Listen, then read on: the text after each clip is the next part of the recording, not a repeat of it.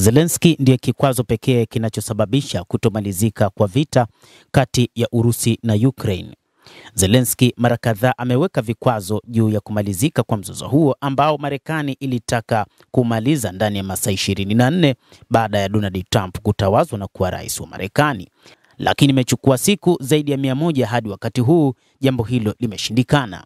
Kikwazo pekee cha kusitisha mapigano kwa siku 30 nchini Ukraine ni serikali ya Volodymyr Zelensky ambaye anakiuka makubaliano yaliyopo mezani. Hii ni kwa mujibu wa msemaji wa Wizara ya Mambo ya Nje ya Urusi, Maria Zakharova.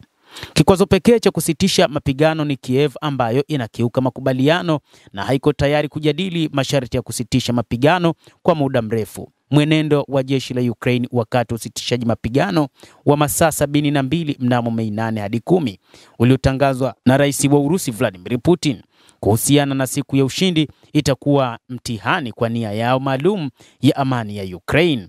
Hata hivyo, kwa mujibu wa maneno yaliyotolewa na Keith Kellogg, anasema kwamba moja kati ya changamoto pekee iliyopo wakati huu ni rais wa Ukraine hataki kukubaliana na misingi ya kusitisha mapigano ya moja kwa moja, huku akitaka mapigano yasitishwe kwa siku 30.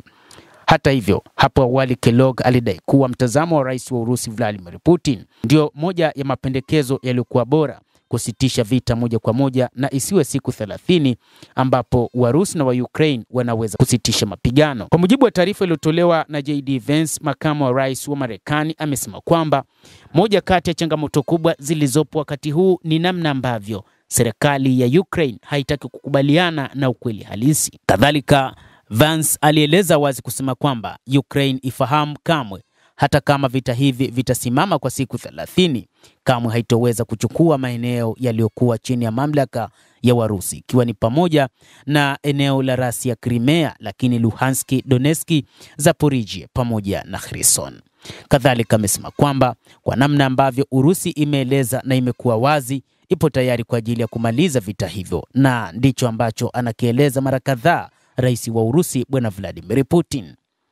Hata hivyo, Urusi imesema kwamba moja kati ya kitu ambacho haipo tayari kuona ni kusitisha mapigano kwa siku 30.